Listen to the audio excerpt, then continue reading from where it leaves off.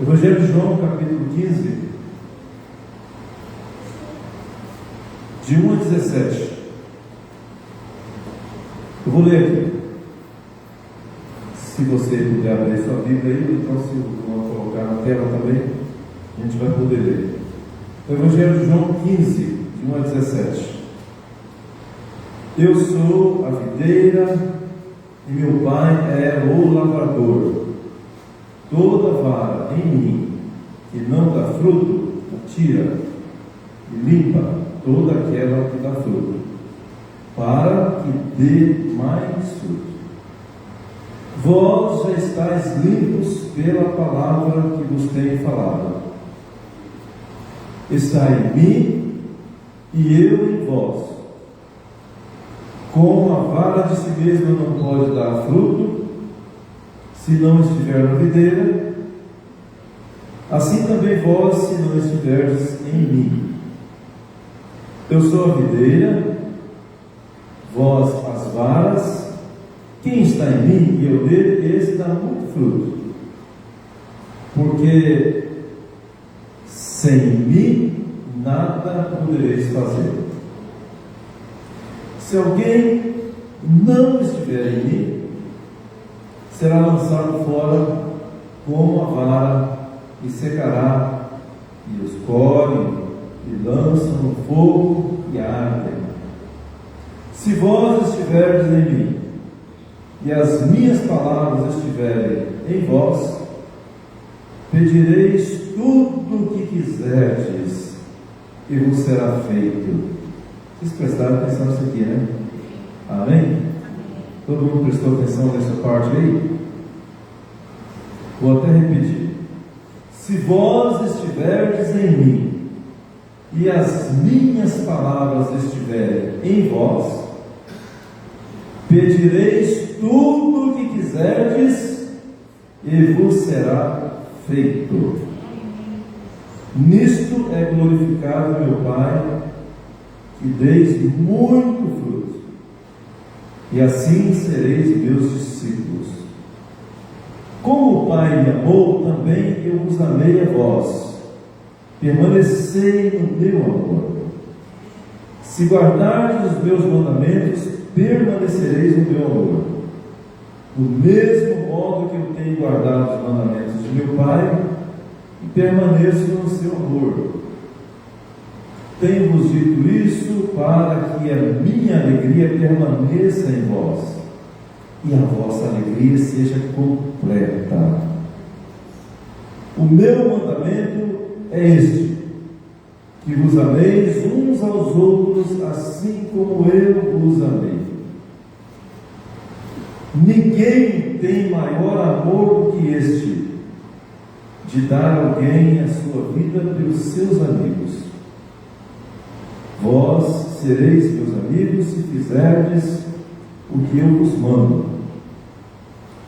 Já vos não chamarei servos, porque o servo não sabe o que faz o seu senhor, mas tenho-vos chamado amigos, porque tudo quanto ouvi de meu Pai vos tenho feito conhecer.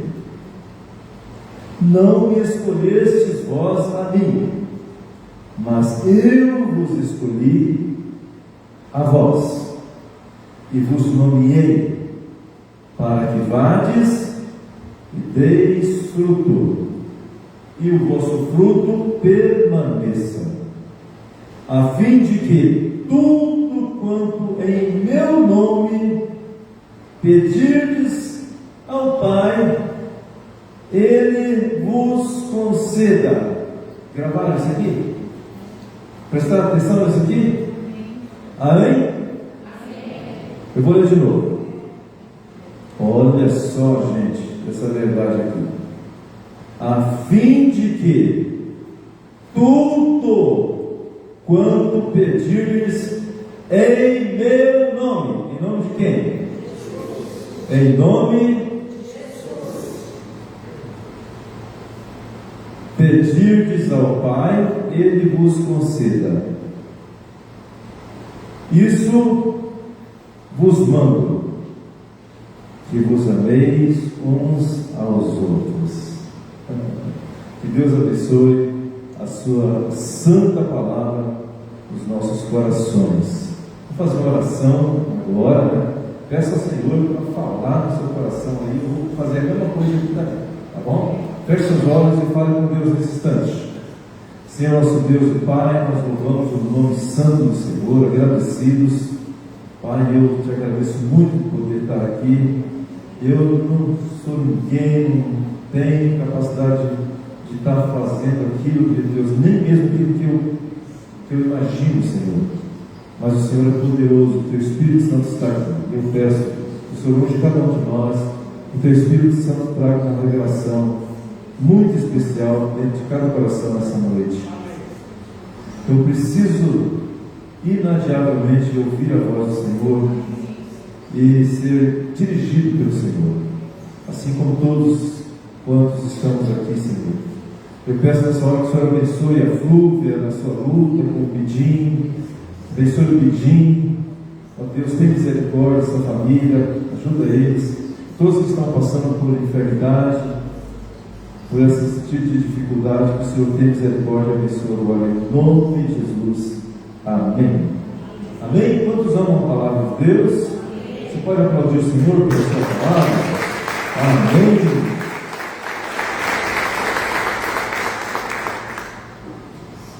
Oh, glória. O segredo para dar bons frutos. Vou começar então com esse primeiro slide aí, né? Então a gente vai ver o significado aí nessa metáfora da videira e dos ramos, destacando como podemos permanecer em Cristo e produzir frutos espirituais. Então, o que estava acontecendo aqui, nessa metáfora exposta pelo Senhor Jesus Cristo, é que eles estavam caminhando lá no Monte das Oliveiras, né?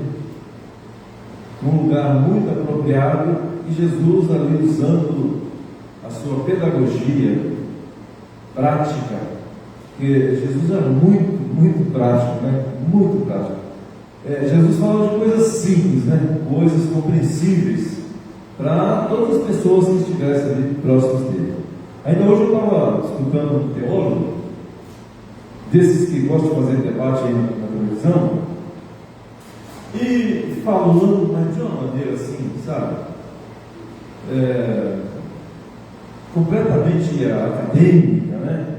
E tentando explicar que, na verdade, os calvinistas, eles falam que são monergistas, mas no fundo, citando lá um certo teólogo, né? No fundo, de acordo com as palavras do teólogo fulano de tal, os calvinistas são de fato sinergistas. E eu peguei e coloquei um comentário lá. Falei, pelo amor de Deus, vamos pregar o evangelho, cara, esse negócio aí de monergismo, sinergismo. Então, quando a gente vê como é que Jesus trabalhava, a pedagogia dele, né? Então, lógico que ele estava apontando ali, né, uma videira, e dando lições profundamente práticas, compreensíveis, palpáveis, para que as pessoas pudessem entender o que ele estava falando. E hoje em dia, né, conforme eu estava citando aí, às vezes alguns querem demonstrar profundidade, né? Falando nisso, hoje é o dia do teólogo, né? Já vi umas pessoas aí sendo homenageadas. Hoje é o dia do teólogo. Mas hoje é o dia da gente entender o que nós podemos fazer para dar fruto. Fruto de acordo com aquilo que Jesus espera agora, nesse ciclo. Louvado seja o nome do Senhor. Então, o Senhor Jesus Cristo, ele pega e mostra ali a videira para os seus discípulos. Ele fala: olha, eu sou o quê? A videira verdadeira. Então ele começa a explicar: eu sou a videira, essa videira que vocês estão vendo aí, espiritualmente, eu sou a videira verdadeira. E vocês são o quê? Os ramos, né? As ramificações. Vocês são as ramificações. Então eu estava colocando aí cada um no seu lugar, né? Ele é o tronco, nós somos os ramos, né? Os discípulos. E o Pai é o agricultor. O Pai é o agricultor. Então, a partir daí, ele começa a exemplificar como é que as coisas funcionam, né? Todo mundo sabe como é que funciona o plantio de uma videira, o cultivo, né? De uma videira. Bom, tem que adubar, né? Tem que cuidar, e num determinado momento tem que fazer a poda. Eu lembro que um dia a gente foi lá pro lado de Rio Grande, onde tem plantação dos parreirais ali, né? Das grandes videiras, e nós fomos lá tentar comprar uva, né? Só que não era tempo. O pessoal estranhou a nossa presença, mas no fundo a gente estava ali mesmo só de curioso, né? Para ver como é que é lá perto do Rio Grande. Umas parreiras enormes lá, coisa maravilhosa, muitas videiras. Então ele explicou para nós, falou: não, agora é época da gente fazer isso, aquilo e tal, né? Então tem o serviço todinho que tem que ser feito, os cuidados que tem que ser feitos, né? Aqueles ramos que vão secando, que vão perdendo a vida, as folhagens que não fazem mais parte ali frutífera, né? Daquele ramo, eles precisam de podar. Por quê? Porque senão atrapalha a frutificação. A seiva que vem, que é sugada pelo caule, né? Lá da profundeza da terra, né? Aquela água, ela vai virando uma seiva, né? Que vai abastecendo através do caule e vai chegando até nas pontinhas de cada folhagem. Então nada pode ser perdido. Então, se tiver algum galho que se desconectou ali por algum motivo e começou a murchar e a secar, de alguma folha também, então o agricultor ele já sabe o que ele tem que fazer. Ele pega e fala: esse aqui não vai dar certo, ele não vai para lugar nenhum. Corta, né? Tira, e Jesus fala que depois vai ser pegado dali para ser queimado. Isso aí tem outra significação. Então é assim que acontecia. E o Senhor Jesus Cristo ele pega isso aqui e usa como uma metáfora para trazer lições preciosas para a nossa vida, né? Então nessa passagem Jesus se apresenta como a videira verdadeira, que tem as falsas, né?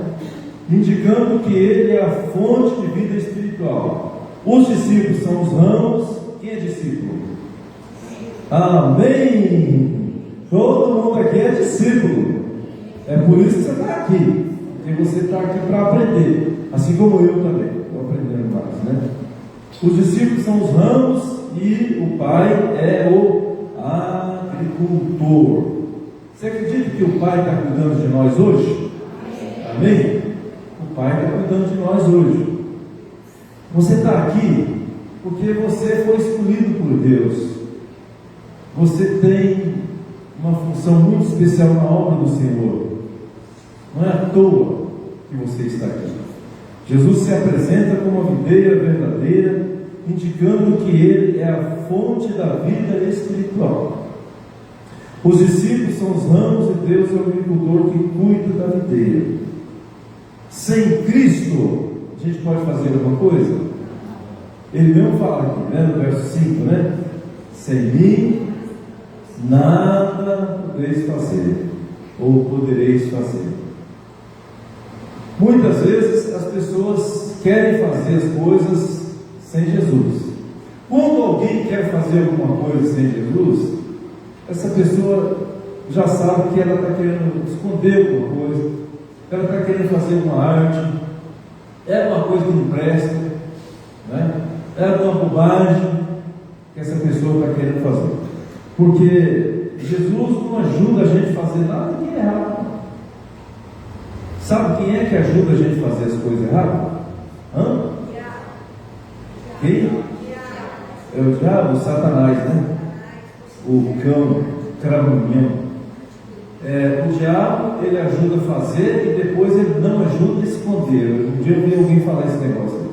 O diabo ajuda a fazer, mas não ajuda a esconder, não. Pelo contrário, ele ajuda a fazer e depois ele põe a pessoa numa armadilha, numa cilada, né? Para poder destruir a vida da pessoa. Amém? Deu para vocês entenderem isso aí? Então, quando alguém quer fazer alguma coisa sem Jesus, é porque é coisa errada, não é coisa boa. Sem Cristo não podemos produzir frutos espirituais. Assim como um ramo não pode viver separado da videira, o cristão precisa estar conectado a Jesus para crescer espiritualmente. O Pai, próximo aí, o Pai cuida dos ramos com amor. Ele não despreza ninguém, nem? O Senhor fala assim: todo aquele que vier a mim, eu não vou lançar fora. Todo aquele que invoca o nome do Senhor é salvo. Amém? Um dia você invocou o nome do Senhor, você pediu misericórdia, você entregou a sua vida ao Senhor. Então, por isso que Deus está trabalhando na sua vida. Hoje o Espírito Santo está mexendo no seu coração. Amém? Você acredita que o Espírito Santo está aqui, movendo as nossas vidas? Aleluia, aleluia, glória a Deus. Jesus revela um Pai atento, presente, soberano, conhece cada detalhe da nossa vida e trabalha com precisão. Para quê? Para formar Cristo em nós. Esse é o trabalho do Espírito Santo. O trabalho do Espírito Santo é formar Cristo na nossa vida. Que o caráter de Cristo seja expressado na nossa vida, seja refletido na nossa vida. Esse é o trabalho do Espírito Santo. Amém, queridos? Essa passagem nos chama a olhar para a nossa própria vida. Então, refletir essas coisas aqui que tem interrogação. Nós somos ramos que permanecem? A gente vai depois ver o que é permanecer. Nós somos ramos que frutificam? Ou apenas sobrevivemos desconectados da sede espiritual? Não, né? Essa parte não, de jeito nenhum. Jesus disse: se vocês permanecerem em mim e as minhas palavras permanecerem em vocês, pedirão o que quiserem e será concedido. A gente tem que pedir em nome de Jesus, né? Não é em nome de mais ninguém, nenhum santo, ninguém. Tem que pedir em nome de Jesus. Então a gente sabe muito bem disso aí. O Pai, Ele remove o que não frutifica e Ele cuida do que vai frutificar. Gente, é uma coisa que às vezes pode ser doloroso, né? Quando o Pai pega um de nós, que somos ramos conectados nessa videira que é Jesus Cristo, e Ele tem que fazer uma limpeza na nossa vida. A gente não vai para frente se Deus, que é o Pai, não fizer uma limpeza na nossa vida. Amém? Você escutou o que o pastor está falando aqui? A gente não vai para frente. Não vai adiantar. Nós não vamos frutificar e nem permanecer se nós não permitirmos, se nós não nos sujeitarmos, que o Pai limpe a nossa vida. O que precisa ser limpado de você? Tem coisas. Luan, me ajuda aí no fundo aí, no fundo, escala para nós. tem coisas que atrapalham o nosso crescimento. Tem coisa que vai te atrapalhar, mas até quando? Até quando você não vai permitir que Deus limpe você dessa sujeira, dessa coisa podre que está atrapalhando a sua vida? Agora chegou no ponto aqui que a gente está entendendo melhor a situação. O que precisa ser limpado de você? É doloroso você, às vezes, ter que se abster de uma coisa em sujeição àquilo que Deus quer fazer na sua vida. Mas é muito importante. Teve um dia que eu estava ouvindo lá, quando o Bola de Neve estava no áudio, eu estava ouvindo o testemunho de um rapaz lá, Osmar, que ele tinha sido liberto das drogas. Eu agora esqueço o nome dele, mas ele virou uma figura importante da evangelização no Brasil e no mundo. E a pastora do Bola de Neve, que agora também não lembro mais o nome dela, ela perguntou para ele assim: o que você considera mais importante hoje na sua vida? Sabe a resposta que ele deu? Nunca esqueci. Ele começou a chorar. Ele estava falando no rádio, eu estava escutando. E eu parei tudo. Ele falou assim: o que eu considero mais importante na minha vida é saber de onde eu vim, das drogas, da sujeira que estava na minha vida, e hoje eu chegar no final de cada dia e poder olhar para o céu e falar: obrigado, Senhor, por mais um dia que eu estou limpo. Eu parei tudo e fiquei um tempão agradecendo a Deus por aquele testemunho. O que Deus precisa limpar na sua vida para você poder frutificar?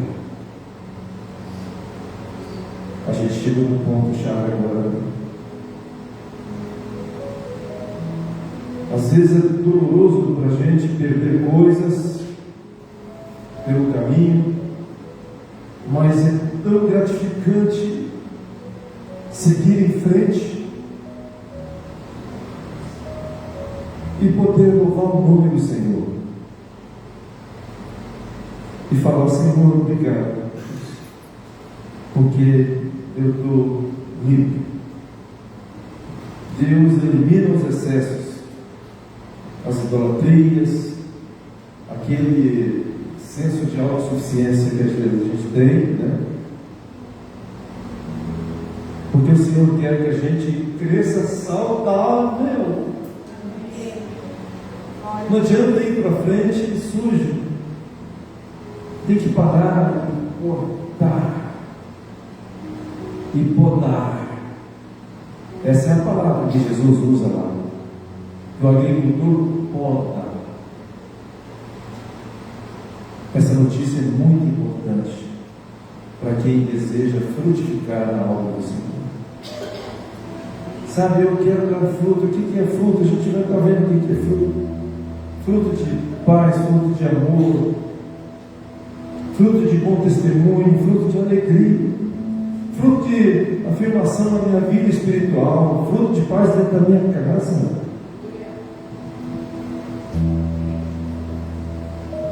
De firmeza na minha vida. Então o Senhor, Ele usa a palavra nos limpar. Vocês já estão limpos pela palavra que vos tem falado. Jesus fala aos discípulos, né? O que é que limpa? Todo dia você precisa ler a palavra, você precisa ter contato com a palavra.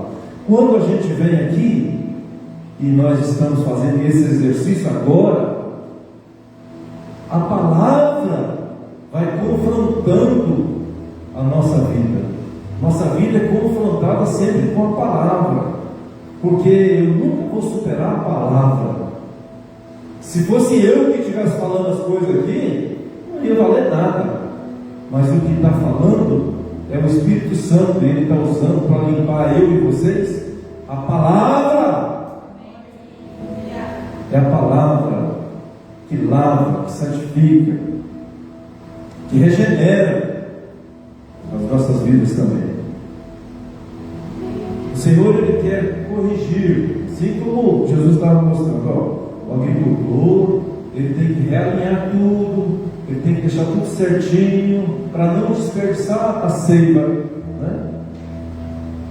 Tem que fazer tudo desse jeito, tem que realinhar a sua vida, realinha seus sentimentos, realinha suas emoções. Como? Com a palavra. A palavra que vai fazer essa obra em você. A gente lembra do oleiro, né, que está lá em Jeremias 18:6, depois esse versículo aí, quando o oleiro ele remolda um vaso e pega com as suas próprias mãos, né? Não poderei eu fazer de vós como fez este oleiro, ó casa de Israel, diz o Senhor, eis que como barro na mão do oleiro, lê o resto aí.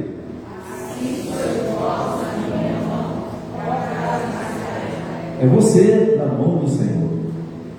É eu. Sou eu na mão do Senhor. Amém? Do jeito.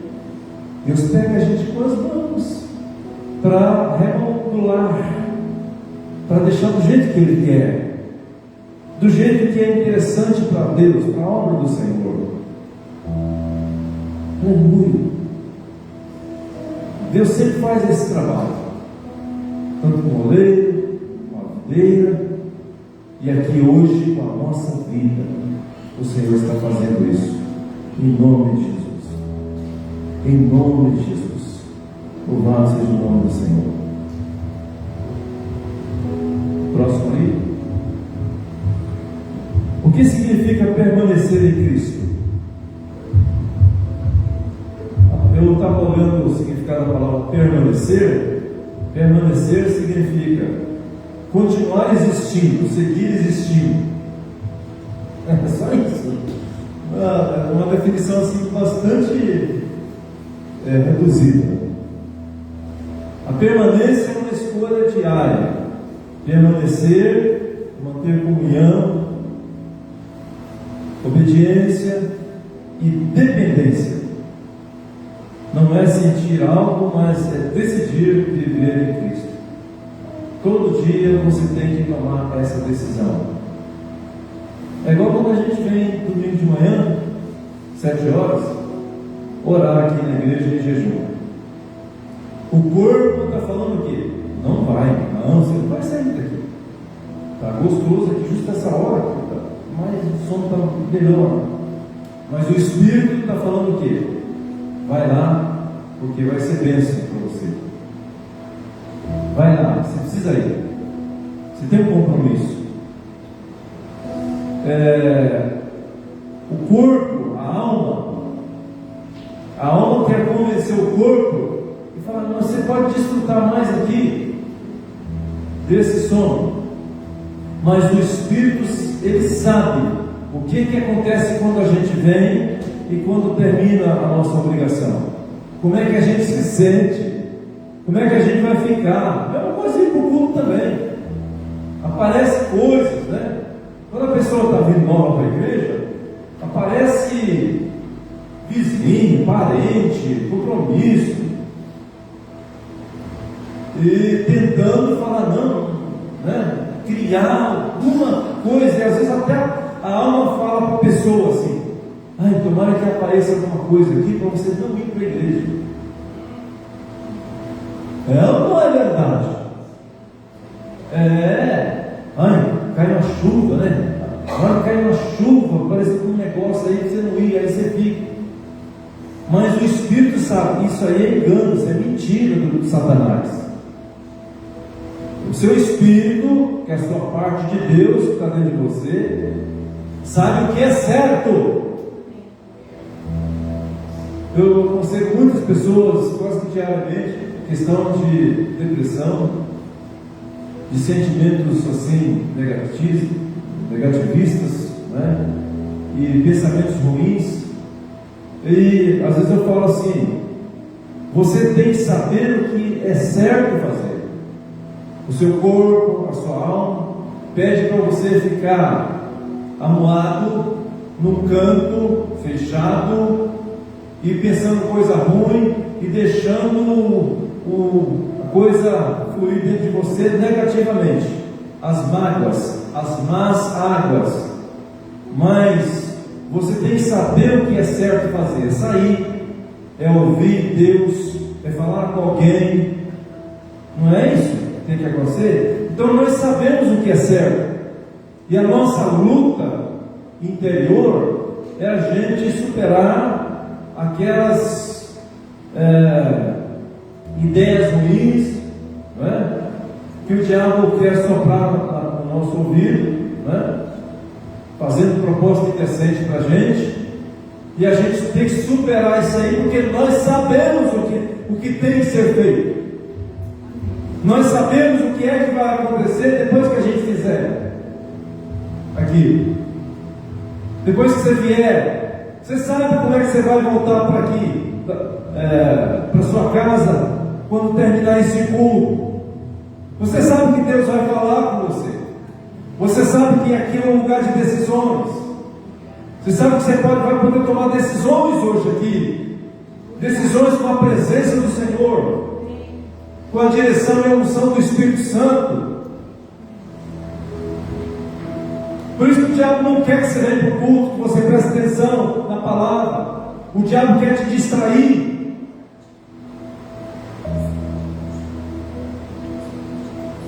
E essa é uma coisa horrorosa que Satanás usa.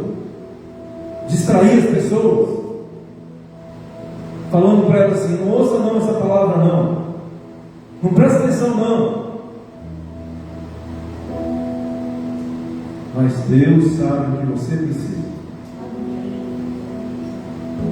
Deus sabe o que você precisa. E você também sabe. Você também sabe.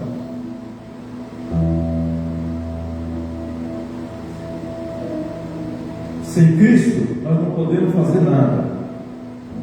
Tem alguns exemplos aqui de pessoas que se desconectaram.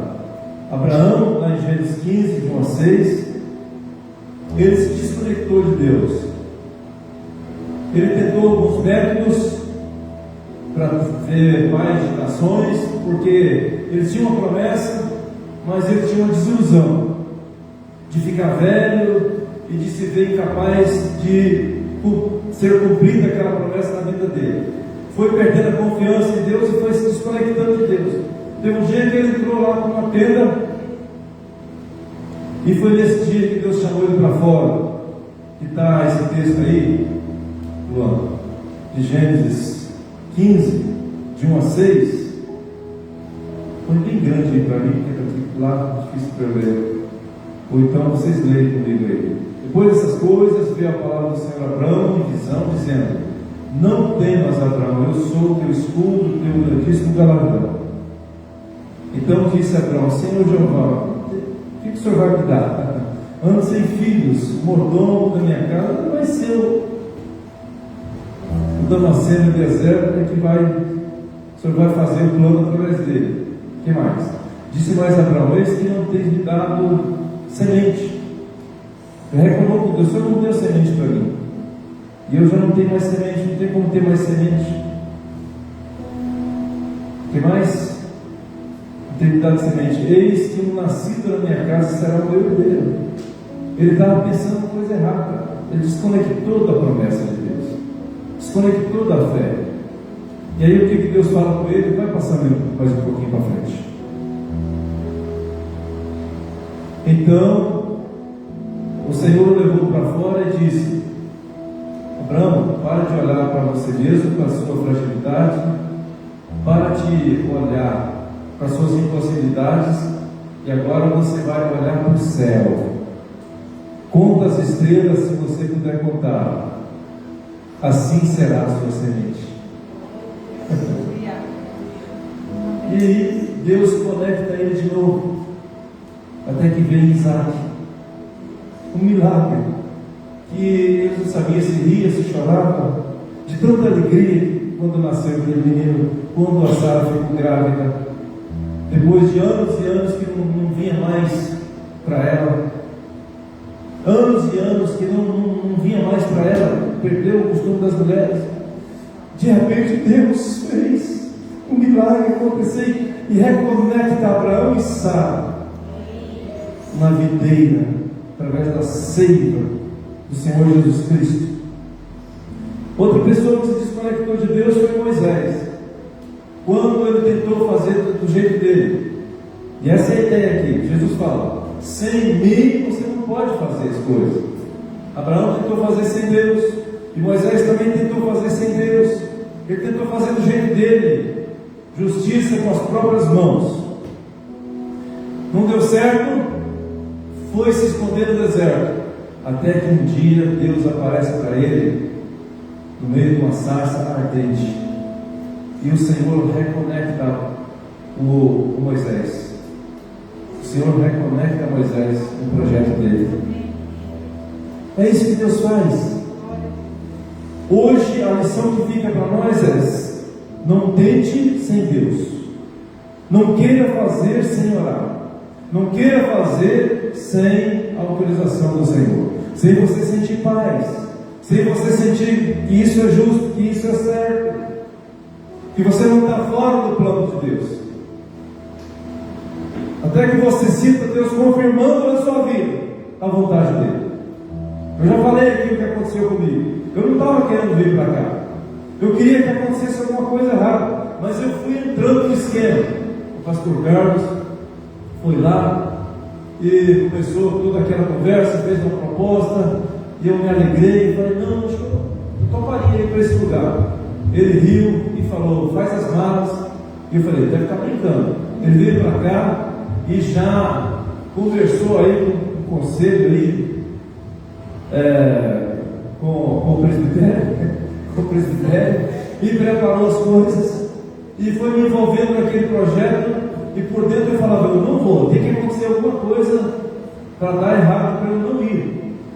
E eu estava na aula no seminário, um dia fui convidado para ir fazer oração numa favela, numa comunidade, e lá, orando ali com uma pessoa que eu não conhecia.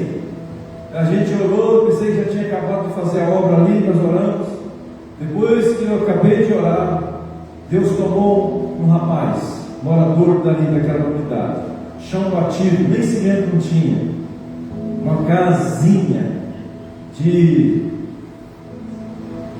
tábuas e papelão e etc. Pôs a mão, veio do meu lado e começou a ser usado por Deus e falou: meu servo, por que você está com medo de ir? Por que você está com medo de ir? Não sou eu que estou te mandando? Meu servo, você pode ir. Falou tanta coisa, eu só lembro dessas aí, que são as fundamentais. E nunca irá faltar nada para você. Ali Deus me conectou. Mas eu estava desligado. Eu estava me desligando como uma vara seca. Deus podia me arrancar, eu não ia dar fruto. Mas ali o Senhor me limpou dos medos, das incertezas. O Senhor falou comigo e eu entrei no projeto de novo. E hoje eu estou aqui há quase 30 anos. Oh, aleluia. Elias entrou na caverna. Por quê? Começou a fazer as coisas por conta própria. Isso está lá em 1 Reis, capítulo 19, é grande, não dá para ler, mas se quiser pular para o pessoal olhar. Elias, ele achou que Deus tinha até esquecido dele. Foi desse jeito que ele ficou. Primeiro ele foi e dormiu debaixo de um pé de zimbro, deitou-se e dormiu debaixo de um zimbro. E aí o anjo foi lá e tocou nele, e parecia que não era nada. O anjo tocando nele, parecia que não era nada. E o anjo falou: você tem que continuar. Aí ele saiu dali e entrou dentro de uma caverna. Pode pôr um pouquinho para frente aí, quando ele entra na caverna. Acha aí. Ele entrou dentro de uma caverna. Olha lá. entrou numa caverna e passou a noite. Mas aí, o que aconteceu?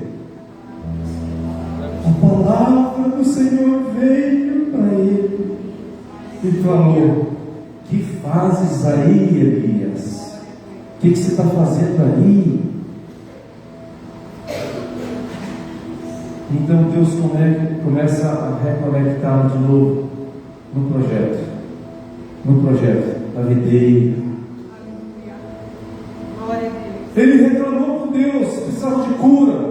E o Senhor teve paciência com ele. Ele falou: eu estou sozinho, estou pregando, estou sendo perseguido. Se a gente for olhar do ponto de vista dele, parar e só olhar do ponto de vista dele, a gente faria a mesma coisa e nós daríamos completa razão para ele. Como é ruim perseguição, indiferença, coisa que parece que não está dando resultado. Mas a obra é de Deus. Então, ele tinha um jeito de entender as coisas, e o Senhor falou: eu vou trabalhar com você hoje. Presta atenção. E veio terremoto, e veio fogo, e veio um monte de coisa, e não era Deus. De repente veio uma brisa, põe lá, acha a brisa aí. Uma brisa delicada, diz a minha versão da Bíblia. Suave, delicada. E ali ele sentiu a presença de Deus.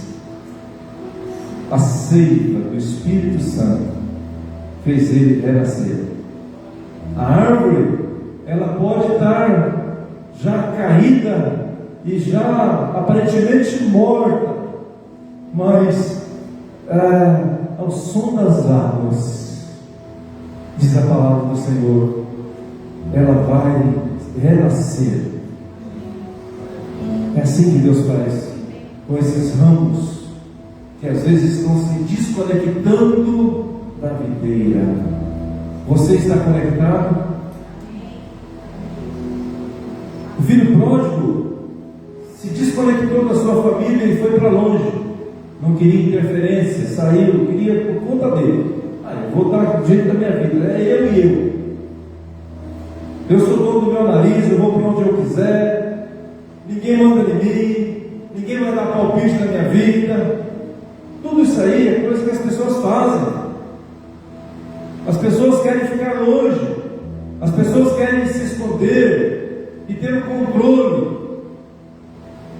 Não quer se sujeitar à lavagem, a essa podagem, a essa limpeza diária, perene, necessária, que Deus se propõe fazer na nossa vida. Porque nós precisamos do perdão de Deus todo dia. Todo dia o pecado vem, todo dia o diabo vem e me chama. Mas eu escolho Deus. Eu escolho ficar na videira, ser amigo de Deus. Eu escolho Cristo todo dia. Já morri para a minha vida, agora eu vivo a vida de Deus. Aleluia. Mas um dia Deus tocou no coração dele quando eu estava lá no fundo do poço. E ele falou: não tem jeito, eu preciso voltar para casa. E voltou. E foi uma alegria muito grande na vida dele. Louvado seja Deus. Os discípulos em João 21 estavam desiludidos. Achavam que tinha acabado tudo. E agora? Como é que a gente vai fazer? Vamos pescar o nosso próprio projeto? Vamos fazer as nossas próprias coisas? Ai, como é difícil não ter a orientação do Senhor Jesus Cristo. Para quem já pisou no Santo dos Santos, você vai entender o que eu estou falando? Não sabe viver em outro lugar. Que coisa vazia aquela pescaria sem a presença de Jesus. Que coisa vazia quando você se percebe fora do propósito e sente que alguma coisa está muito errada e uma tristeza toma conta da sua vida e você não consegue sorrir.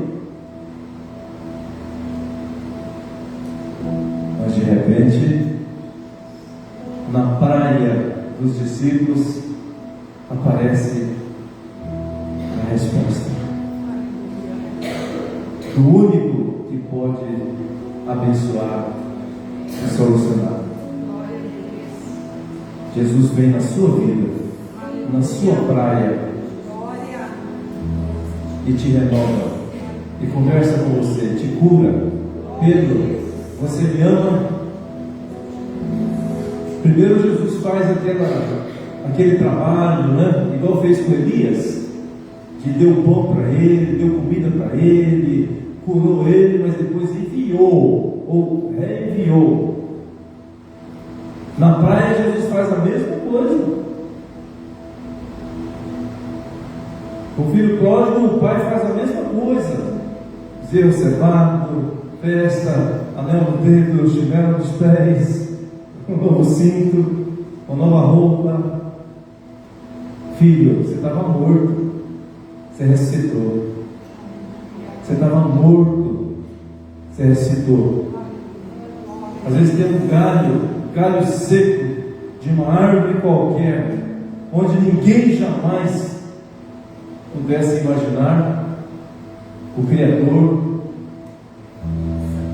fez a obra de novo. A gente cantava muito esse hino aí em certa época, e o Criador continua fazendo coisas novas hoje aqui também. Ai, queridos, como é bom a gente ter Jesus e permanecer nele. A gente tem que permanecer. Permanecer é seguir existindo. Para seguir existindo, precisa de se deixar mudar.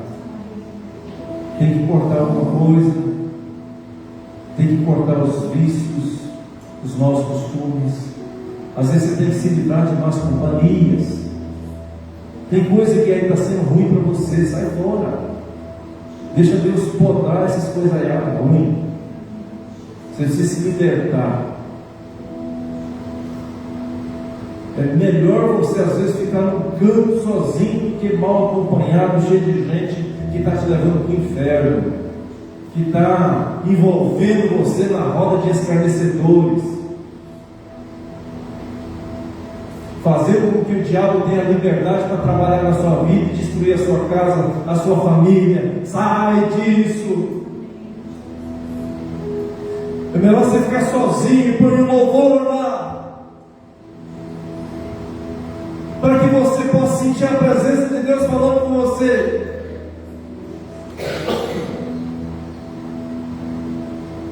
Porque aí você vai sentir como é bom a presença do Senhor. Os anjos não vão ficar com vergonha de você, porque você não está na roda dos escarnecedores. O diabo não vai ter influência na sua vida, porque você está vivendo o Salmo 1 do jeito que ele tem que ser vivido. Aleluia. Para encerrar, permanecer é uma condição fundamental.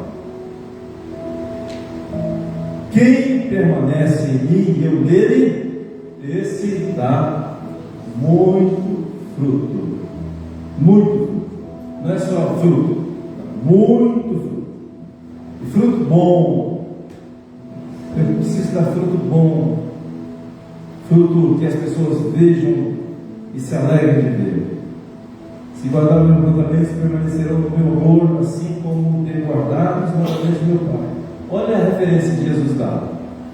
Ele fala: eu dou exemplo para vocês, do jeito que eu estou guardando os mandamentos de meu Pai. É um jeito tão amoroso, tão delicado. Jesus guardava os mandamentos do Pai. Então, do mesmo jeito que eu estou guardando os mandamentos do meu Pai, vocês devem guardar os meus mandamentos. Vai dar tudo certo para vocês. Vai dar tudo certo para vocês. Obediência demonstra nosso compromisso com Cristo.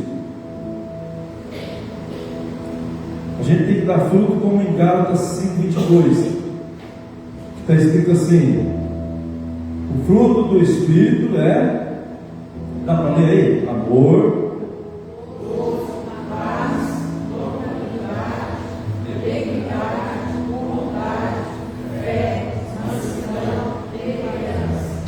são 9 coisas, né? Que são muito importantes.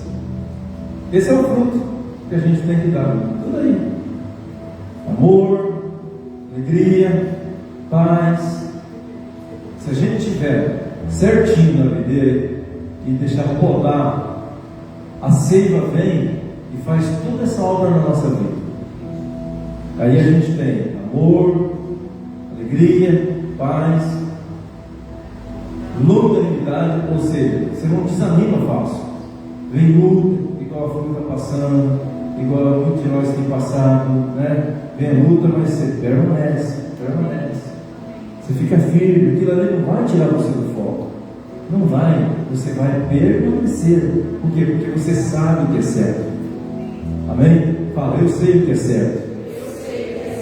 Porque a palavra do Senhor fala o que é certo para você. Por isso você sabe o que é certo. Glória a Deus. Benignidade, que é um bem permanente em nós. Bondade, né? Que é você compartilhar as coisas, né? Hoje eu saí aí, levar um monte de pão lá em casa.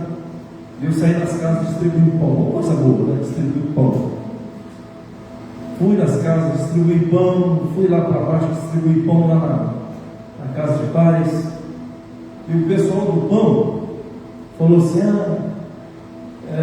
foi difícil para nós, porque não vendemos aí essa quantidade enorme de pães. Aí eu abençoei eles e falei: é o seguinte, o Senhor vai fazer com que vocês sejam recompensados. Depois eu vou estar vendo isso aí, né? Só que Deus fez isso aí porque tem outras pessoas que estavam precisando de pão. É lógico, eu já sei como é que Deus faz as coisas. Então vai dar tudo certinho no final. Amém? Oh glória! Aleluia!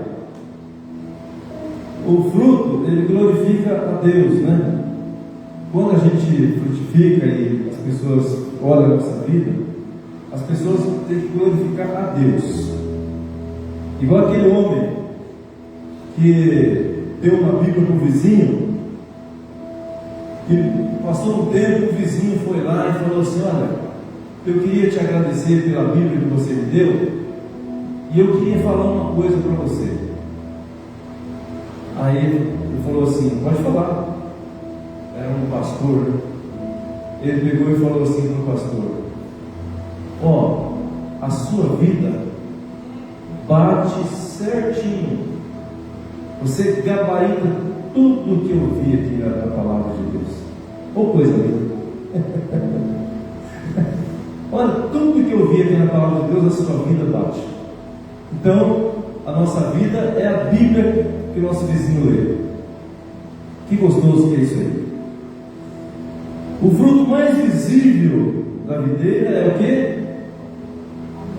O amor. O meu mandamento é este: que vos ameis uns aos outros, assim como eu vos amei. Glória a Deus. Por último, última coisa aí: frutificar em amor. Essa ordem que o Senhor fala: amem uns aos outros do jeito que eu amei vocês. Esse é o mandamento. Primeiro, Deus deu um mandamento, presta atenção. Quando o Senhor resume toda a lei em 2 mandamentos, né? Que é, os 2 são amor. O primeiro é: amarás o Senhor teu Deus com a tua força, com o teu coração, pensamento e tal, né? Esse é o primeiro mandamento. O segundo: amarás o teu próximo como a ti mesmo. Mas não parou por aí não. Agora o Senhor dá um mandamento que é maior ainda. Ele fala: o meu mandamento é este: amem uns aos outros, não como você ama você mesmo, mas como eu amo você. Aprofundou bastante. agora nós não podemos usar a nossa vida como referência. Já era uma coisa grande, né? Eu não posso falar que amo meu irmão se eu não amo a mim mesmo. Já é difícil isso aí. Agora, imagina eu amar o meu irmão, meu próximo, como Jesus me ama, me amou, me ama, me tem amado e me amará para sempre. Então isso é mais profundo. Aleluia. Amor que dá, perdoa, que acolhe, que permanece. Então um dia Pedro falou assim para Jesus em João 6:68: Senhor, a gente não vai para outro lugar não. Só o Senhor é que tem as coisas boas para nós. As palavras de vida eterna. O Senhor tem salvação. O Senhor escreveu nosso nome no livro da vida. O Senhor tem o melhor para a nossa vida. Então eu desejo que a seiva da graça restaure o seu coração. Eu e você fomos escolhidos com o propósito de ser bênção. E é assim que diz João 15:16: Eu os escolhi para que vão ter fruto. O vosso fruto permaneça. Que Deus abençoe. Vamos ficar de pé para a gente fazer a oração. Senhor nosso Deus, nosso Pai, bendito seja o nome do Senhor. Te agradeço muito, Pai, por esse momento, pela Tua palavra. E eu peço que o Senhor, oh Deus, toque em cada vida, em cada coração hoje aqui. Que o Senhor faça uma obra maravilhosa, restaura vidas hoje aqui, Senhor. Oh Deus, entra com a Tua providência, meu Deus. O Senhor sabe o que fazer. O Senhor sabe trabalhar, meu Deus. Oh Pai querido, o Senhor que é o agricultor, meu Deus. Olha para cada um de nós aqui e veja o que tem que ser podado, cortado.